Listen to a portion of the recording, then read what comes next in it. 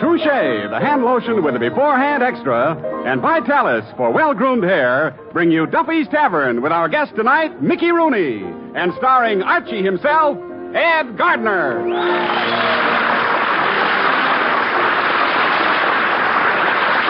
Here's the proven way to keep your hair well-groomed. The way successful men in both sports and business keep their hair looking its very best. It's Vitalis and the 60-second workout. See how the Vitalis workout helps your hair, helps stimulate your scalp. See how it prevents dryness, routs loose dandruff, and helps check excessive falling hair. And see how Vitalis keeps your hair handsome and healthy looking with never a trace of a greasy patent leather shine. For there's not a single drop of mineral oil in Vitalis. So try Vitalis and the 60-second workout. You'll like it, and you'll like what it does for the looks of your hair.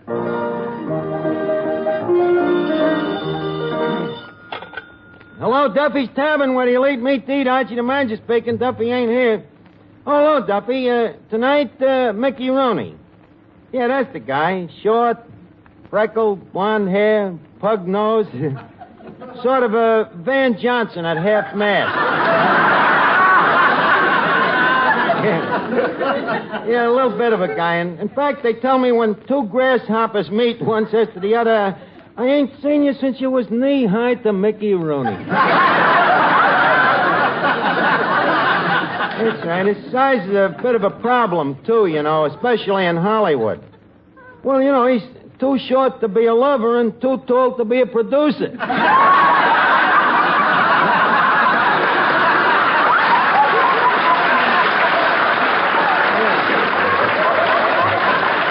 He's coming down to the tavern tonight to star in a new television show I'm writing. Television, Duffy, you know, TV, or, as they call it in the trade, voodoo. Huh? Well, Duffy, let me put it this way. You know the saying, vaudeville is dead? Well, television is where you watch the funeral. Yeah. Well, I think, Duffy, I think Rooney should be great for television. Well, sure, you know, they got them little 7-inch screens. He's a natural. Well, look, Duffy, I'm busy now. I'll call you back. Hey, Archie, what's this about you writing a television program? That's right, Miss Duffy. I'm going to get into television while it's still in its infancy. What are you trying to do, stun its growth? Besides, what do you know about writing television? What's to know? I wrote radio plays. Television is exactly the same, except you dub in the faces. Well, if you take my advice, you'll forget television and stay right here where you got a steady job and the security of $15 every week. You call that security, Miss Duffy? I've had me back to the wall so long, the handwriting is on me. Now, look, Miss Duffy, hello, Miss Duffy. Oh, hey, did you hear it? Hey, did you hear that news? There's no reason you shouldn't hear it twice. You read 2 newspapers, don't you? Eddie, may I repeat? Yeah. Go ahead. Did you hear the news? Archie's writing for television. Ain't they having enough trouble? Look, don't laugh television off, Eddie. It's a big thing, and in fact, I often wonder how people ever got along without it. I don't know. Just lucky, I guess. Eddie, from the tone of your inference, I gather you don't like television. Oh, it's all right while you're sitting at a bar watching it. Just that I don't like the after effects.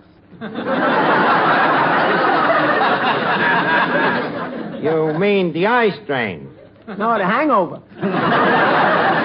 Yeah, you're right, Eddie. Speaking personally, I'll still take radio. Radio. Miss Duffy, I see you're still living in the medieval ages. Why don't you get up to date and realize that the future always progresses the past? We got to advance. The television is to radio what the caliper is to the old-fashioned slide rule. But what does that mean? With a thought that deep, one does not stop to analyze. Well, tell me, deep one.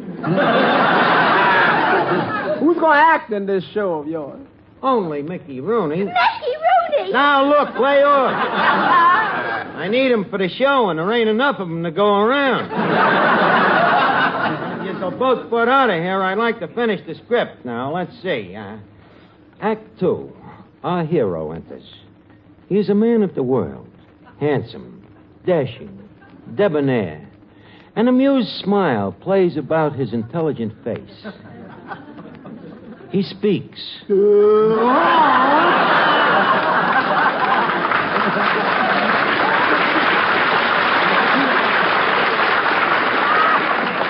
Hello, Finnegan. What you doing? I'm writing a play for TV.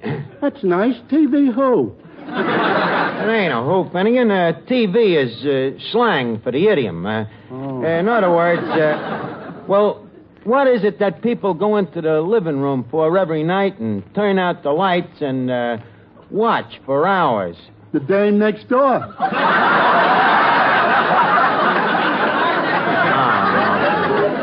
I'm talking about a different kind of entertainment, television. Oh, that. Uncle Louie's got one of them things. Oh, yeah? You like to watch it? Well, I can't make up my mind, Arch. I don't get to see much of it, thanks to me sister. How come? Well, Uncle Louie's set's got a 7-inch screen, and me sister's got a 12-inch head. Oh. Well, in that case, why don't you sit in front of your sister? That's where me Uncle Horace sits. Well, if he's sitting in front of her, how can she see? Well, she can see. You know Uncle Horace. Oh, yeah, the one with the hole in his head. Yeah. He thinks television is wonderful. He would. By the way, what's this television show that you're writing on? Well, it's sort of a soap opera. Arch, I wish you wouldn't use that word. Opera? No, soap. Every time I mention that word around the house, me old man washes me mouth out with dirt. Well, I'll tell you what. To make your old man happy, I'll change it. I'll write a dirt opera, Finnegan. Hi, Arch. Well, Joe Moran. Hey, Joe, you're a radio guy. What do you think of television? I don't know. I don't drink.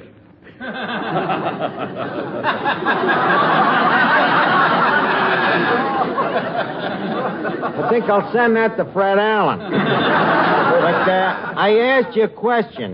Well, frankly, Arch, I think television is going to kill the motion picture business. I thought the motion pictures did that themselves.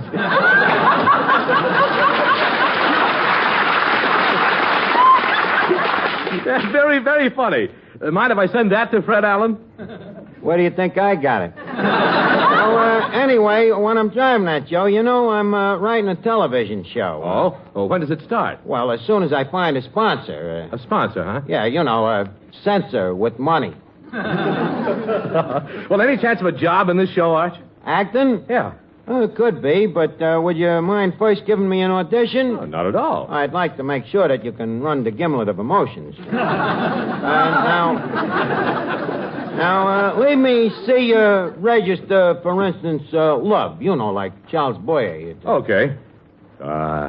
Toujours l'amour, Truchet. Had they come with me to the drugstore. I will shower you with Truchet, the creamy, fragrant hand lotion that keeps hands feeling smoother, looking lovelier. This is the hottest lover since Lanny Ross. Look, Joe, try another one. See what you can do with sorrow. Okay. Get a load of this. Oh, please, don't take away my bottle of Truchet. What would I do without it? It's different from other hand lotions because it has a unique beforehand extra that protects hands from chapping. Well, how's that for sorrow, Arch? Pretty sorry performance. Would you like to try for fright? Okay. Don't be afraid.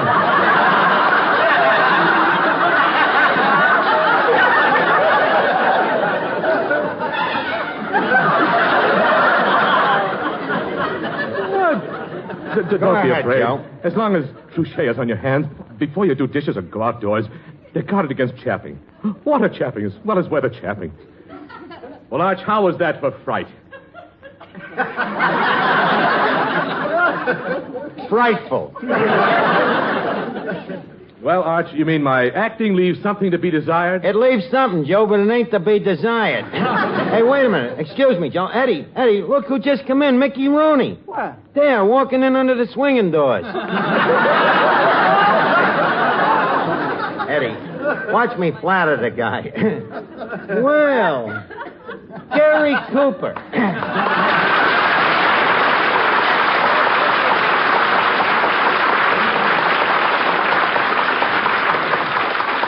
Well, how are you, tall in the saddle? Wait a minute. Just a minute, Arch. I'm Mickey Rooney. Mickey Rooney. That's well, how time flies upwards. Tell me, Mick, what's new with you?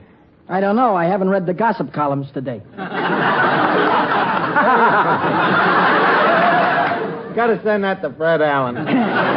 Well, Mick, it certainly is good to have you down here to the tavern. Tell me, how come you never visited us before? Well, up to now, Arch, my studio has been very strict with me. Yeah, huh? What do you mean? Well, my contract says I can't bail out of a plane, jump into a volcano, or go over Niagara Falls in a barrel, or be seen in Duffy's Tavern. Think I'll send that one to Milton Berle. Tell me, Mickey, speaking of television, as we do in circles, is it true what they say in Hollywood? What's that, Arch? That the movie business is falling apart? Arch, if things get any worse, the studios are going to produce the popcorn and hand out the pictures in the lobby. That's what. Yeah. Things are pretty desperate out there in Hollywood, huh? Desperate? Do you want to know a secret? What? Do you know what they're planning to do? What? Turn out good pictures. No. Mick, they wouldn't dare. It's the last resort. Well, I guess what they say is true. There's no business in show business.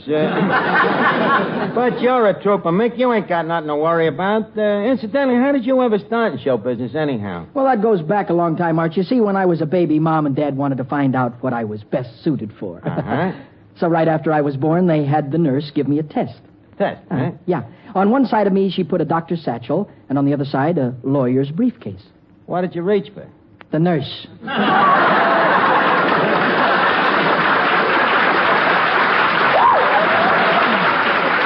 I see. So, they decided to make you an actor then, huh? Yeah, that's right. I went into vaudeville with my mom and dad. Yeah, huh? How old was you then? 2 years old. 2 years, huh? What'd you do before that? Well, Arch, to tell the truth, I just loafed a little bit. But those were the days, good old vaudeville, the Chinese jugglers, the tightrope walkers, Weber and Fields. Yeah, Gallagher and Sheen, Hammacher and Schlemmer. I used to love them acts. You know, I often wonder whatever happened to them corny old vaudeville jokes. You really want to know? Yeah. I sent them to Fred Allen. Sorry, I was just... Well, Edward G. Robinson. And again, it's Mickey Rooney. It's Edward G. Robinson. I'm telling you, it's Mickey Rooney. Okay, we'll ask him. Hey, bud, who are you? Never mind who I am, see? I'm the fellow that asks the questions around here, see? This is my territory, see?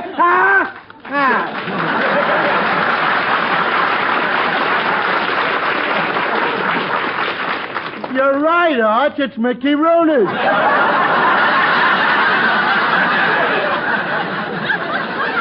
Hey, Mickey, there's an idea. Them dialects of yours, they're perfect for television. Me, Arch, on television? Well, certainly. You see, the way I figure it, them television audiences tired of wrestling and hockey. They're crying for something else to get tired of. Well, tell me, what are you going to give them? You. Now, how would you like to play the lead in a daytime soap opera? How would you like a poke in the eye with a sharp stick? Now, look, don't make no hasty decisions. There's room for good acting in television, you know.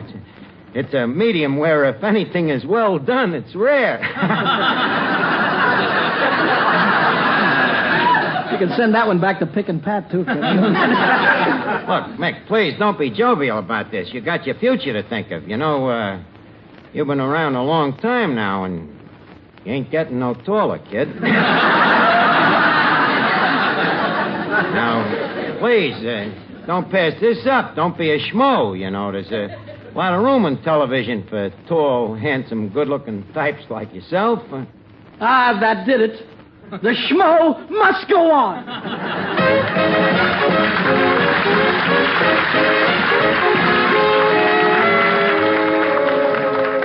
Well, Mickey, did you read me television script?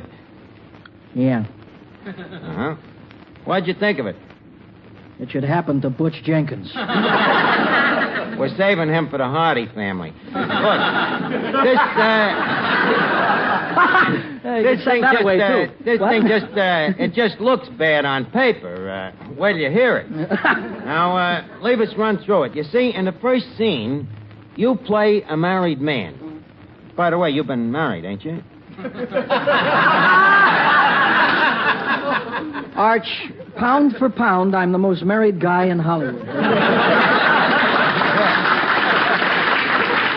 That'll help you handle a part. Now, you're the husband, and Finnegan is your rival. Finnegan is the rival. I say, well, who finally wins the girl, Arch? You do, the husband. Who plays the girl? You do. I'll play the rival. Look, Mick, in television, they all look like that.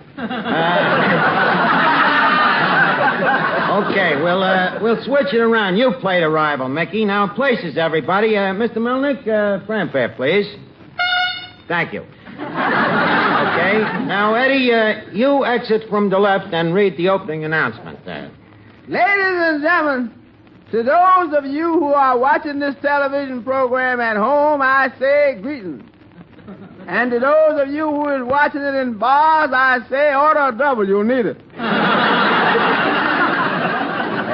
Please, just read what's wrote there, will you? Now I give you the director of our Voodoo Playhouse, Mr. Cecil B. DeArchie, our head villain. Hey, Boo. Thank you. Thank you. Good evening, Mr. and Mrs. America and all the ships at sea.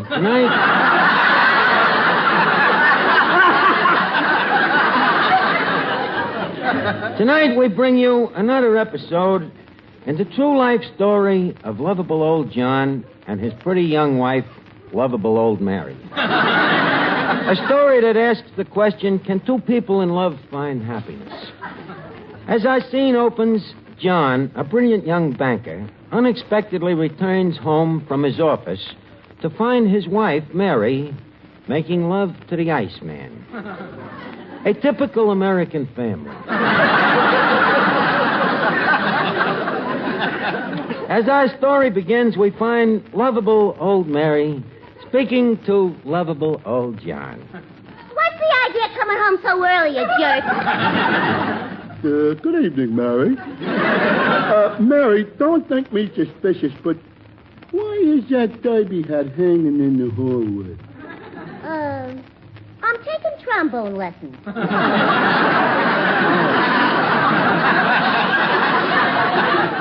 Well, what about them ice tongs on the couch? Ice tongs? I borrowed them from a neighbor. I lost my eyebrow tweezers.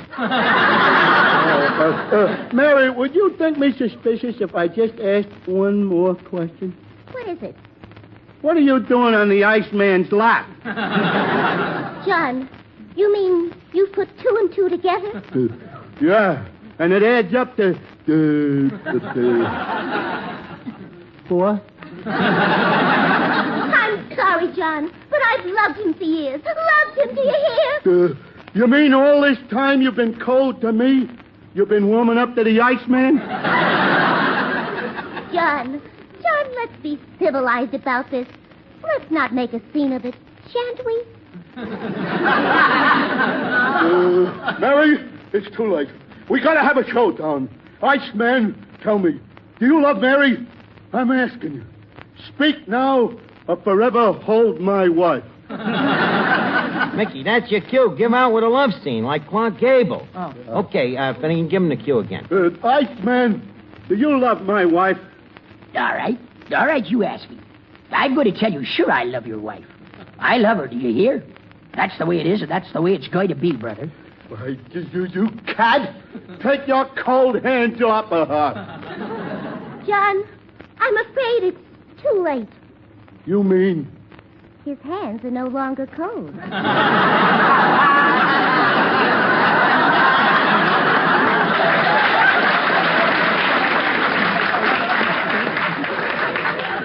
I believe in you. Do you hear?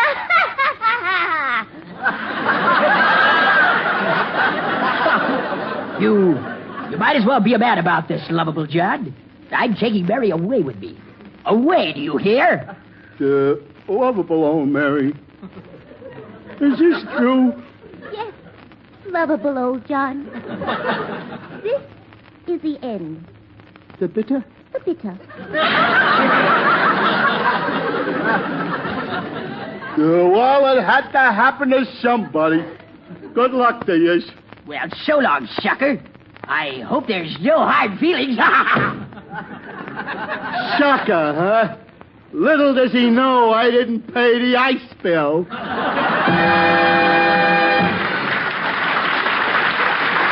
Thank you. And now that Mary has run away with the Iceman, what will happen to John? Will he find new happiness with the refrigerator? Only time will tell. But first, a word from one of our sponsors. Folks, as you know, we're celebrating National Eat a Plate of Rutabagas Week. For robust and vigorous health, try Colucci Rutabagas, the rutabaga with the pedigree.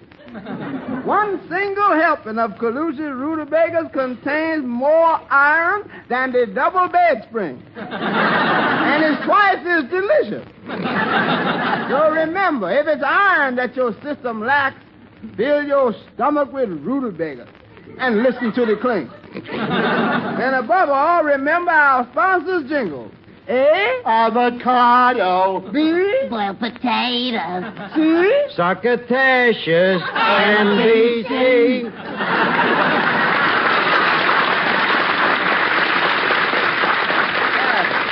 And folks, back to our smell-o-vision. I'll ignore it. And now back to our story.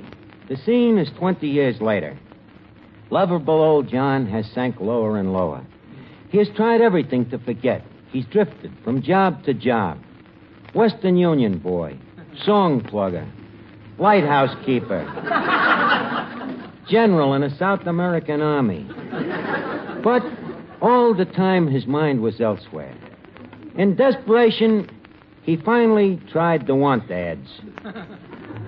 And that was how John became a doctor. As luck would have it, Mary, in the meantime, had become a nurse. Our next scene is in the hospital. The head of this hospital is the famous Dr. Gillespie, played by Mickey Rooney. That's you. I thought I was the Iceman. We're short of actors. As our scene continues, there is a patient waiting on the operating table as Dr. Gillespie speaks. Now, see here, Nurse Mary. I want you to prepare this patient for surgery. Looks like it's going to be a very delicate operation.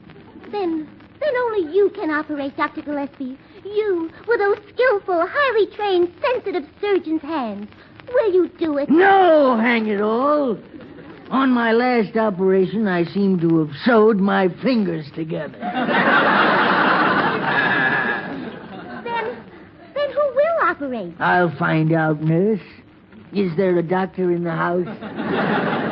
I say, is there a doctor in the house? I am a doctor. You are a doctor? Yes. I am lovable old Dr. John. Nurse, have you got the scalpel? Yes, doctor. What does it read?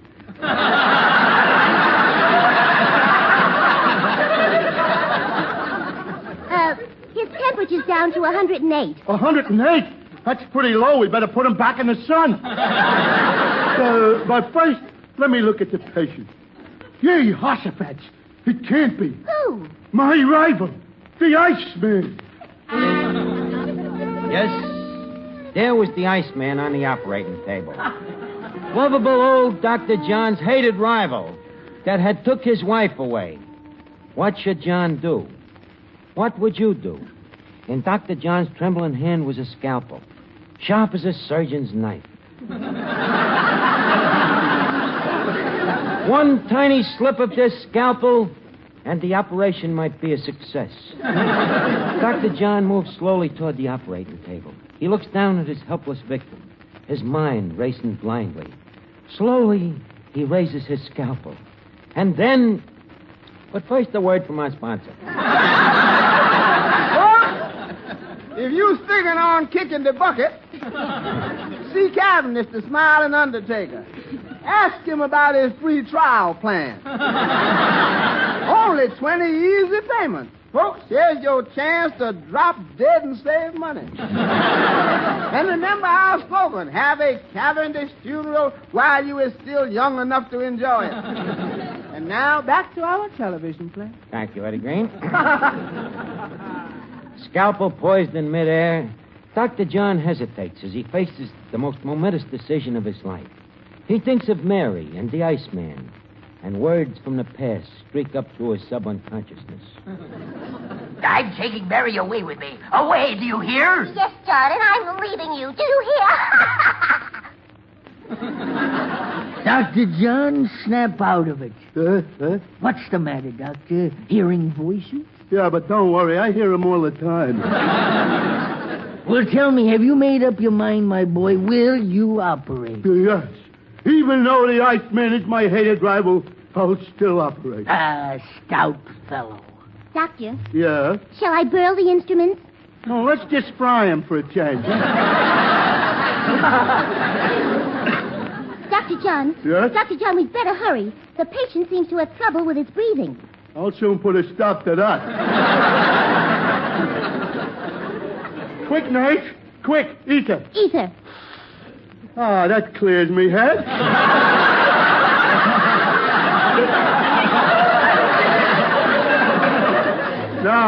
Now, give some to the patient.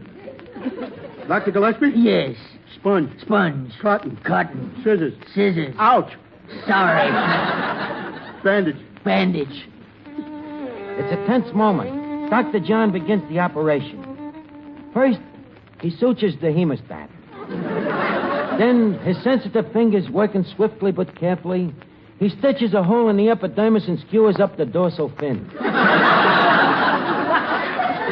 Finally, Dr. John speaks. Gentlemen, the patient will walk again. You mean the operation was a success, my boy? Yep, but I never seen a worse case of tonsils. Oh, Dr. John, you're wonderful. Well, I did. Wait. That voice. Nice. Take off that mask. But I'm not wearing a mask. Mary, it's you!